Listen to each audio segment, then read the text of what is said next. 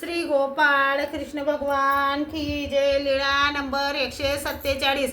निरूपण प्रसंगी पाठकाचे दुःख. एके दिवशी सर्वज्ञांना सकाळचा पूजा वसर झाल्यानंतर सर्वज्ञ उंच मठाला गेले.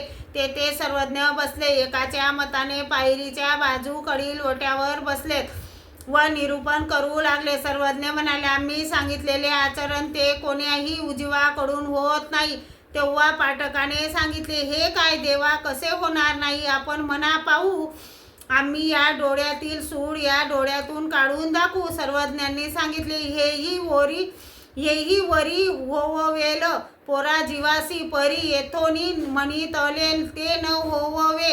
त्यामुळे परमेश्वर कसा ते समजणार नाही व प्राप्त होणार नाही. असे निरूपण करून सर्वज्ञ तेथून गेले. पाठक तेथेच गप्प राहिले. मग पायरीच्या बाजूकडील ओट्यावर बसून दुःख करू लागले. त्यांना रडू कोसळले. तसेच भिक्षा करण्यासाठी गेले. सर्वज्ञ त्या ओट्यावर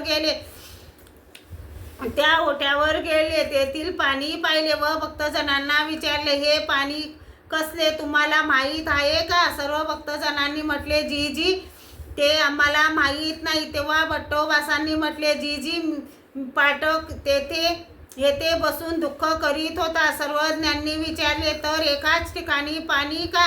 जी ते माहीत नाही. यावर सर्वज्ञांनी आपणहून सांगितले, त्यांचा एक डोळा कोरडा असल्यामुळे त्यातून अश्रू निघत नव्हते. श्री गोपाळ कृष्ण भगवान की जय.